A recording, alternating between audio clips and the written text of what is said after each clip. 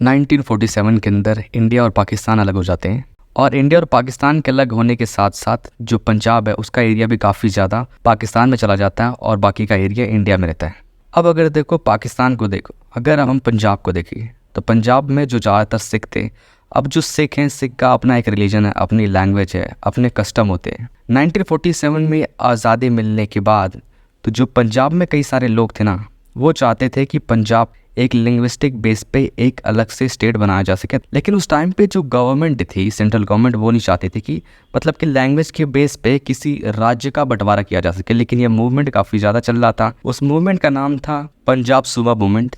तब इस मूवमेंट में देखो 1966 के अंदर जो पंजाब था उसे बांटा जाता है 3 भागों में। अब एक जो भाग होता है उसमें पंजाब को बांटा जाता है, दूसरा जो क्रिएट करा जाता है स्टेट हरियाणा का, और तीसरा जो स्टेट क्रिएट करा जाता है वो होता है हिमाचल प्रदेश। अब इस टाइम पे तो देखियो जो ज़्यादातर लोगों की डिमांड थी एक तरीके से पूरी हो चुकी थी कि अगर मान लो तुम्हारा कस्टम अलग है, तुम्हारी ट्रेडिशन अलग है, रिलीजन है, कोई बात नहीं, तो खैर तुम्हारे पास अपना स्टेट हो चुका है, तो दिक्कत ऐसी हो जानी चाहिए थी। पर ऐसा नहीं है, ऐसा नहीं हुआ। 1967 के अंदर फिर इलेक्शन होते हैं, फिर 69 के अंदर इलेक्शन होते हैं। अब इन इलेक्शंस में देखो एक जो पॉलिटिकल पार्टी होती है काफ़ी ज़्यादा स्ट्रॉन्ग उभर के आती है, वो होती है अकाली दल।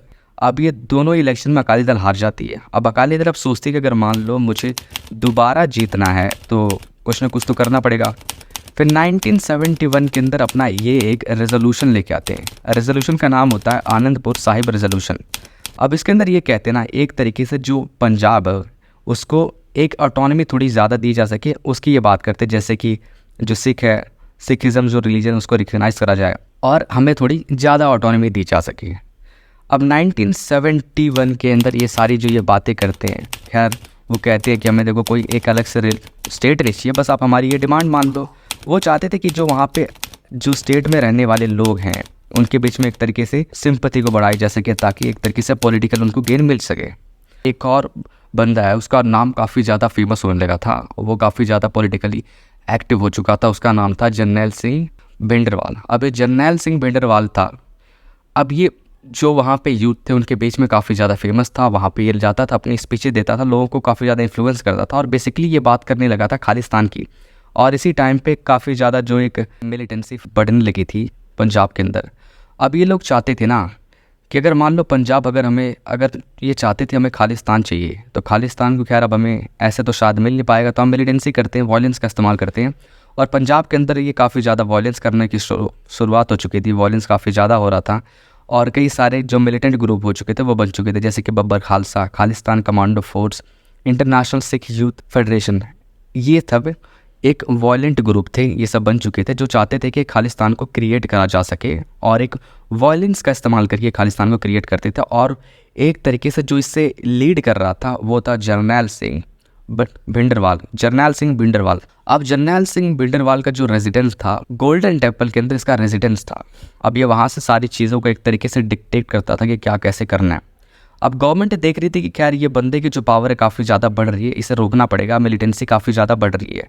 तो गवर्नमेंट ने 1984 में ऑपरेशन ब्लू स्टार को लॉन्च करा ताकि जो ये मिलिटेंसी है उसे ख़त्म करा जा सके और ये जो गुरुद्वारे के अंदर छुपे हुए हैं लोग इन्हें बाहर निकाला जा सके, निकाल के इन्हें ख़त्म करा जाए।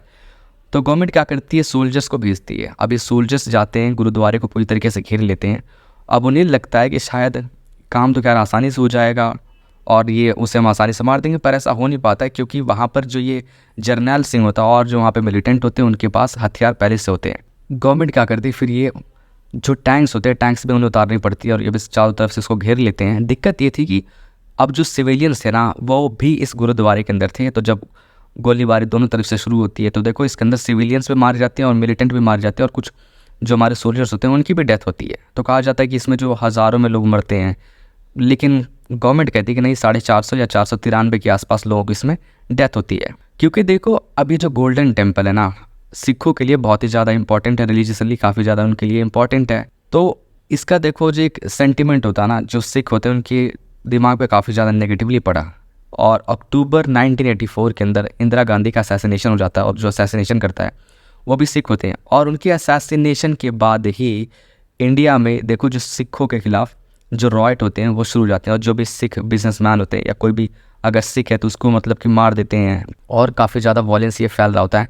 मेनली ये दिल्ली के अंदर ये वॉयलेंस ज़्यादा हो रहा होता है। लेकिन जो खालिस्तान की डिमांड है ना, वो सभी लोग नहीं कर रहे होते। एक चुनिंदा कुछ एक सेक्शन होता है, ग्रुप होता है जो खालिस्तान की डिमांड कर रहे होते हैं। और अगर पंजाब को देख लिया तो पंजाब में बहुत ही कम लोग हैं जो डिमांड करते हैं कि हाँ हमें खालिस्तान दे दो। लेकिन जब 90s का समय आया तो 90s के टाइम पे देखो, ये जो खालिस्तान की जो डिमांड थी इंडिया के अंदर लगभग ना के बराबर हो चुकी थी, क्योंकि जो मिलिटेंसी थी एक तरीके से ख़त्म हो चुकी थी। अब ये लोग भाग के देखो, अब अभी भी जो डिमांड करते हैं खालिस्तान की, ये कनाडा के अंदर है, यूके के अंदर है, ऑस्ट्रेलिया हो गया, अमेरिका हो गया, तो यहाँ से ये लोग खालिस्तान की डिमांड करते हैं। लेकिन इस खालिस्तान की डिमांड में देखो पाकिस्तान भी काफ़ी ज़्यादा इन्वॉल्व था। उसका ISI हो गया, उसके अलावा लश्कर-ए-तोयबा हो गया, हिजबुल मुजाहिदीन हो गया। ये लोग क्या करते थे ना, जो ये मिलिटेंट ग्रुप थे उनको ट्रेनिंग देते थे। लेकिन देखो ये जो खालिस्तान है वो तो खैर देखो बन नहीं सकता, क्योंकि देखो इसको ना तो उतना सपोर्ट है और ना ही पंजाब के लोग उसे चाहते हैं। बस ये कुछ गिने चुने लोग हैं जो चाहते हैं कि खालिस्तान को बनाया जा सके, और जो कुछ एक फोर्सेस होते हैं ना कि भारत के अंदर थोड़ी शांति को फैला दो, तो बस वही सब चीज़ें करने के लिए ये लोग करते हैं। तो खैर इस वीडियो में बस इतना ही। देखने के लिए धन्यवाद।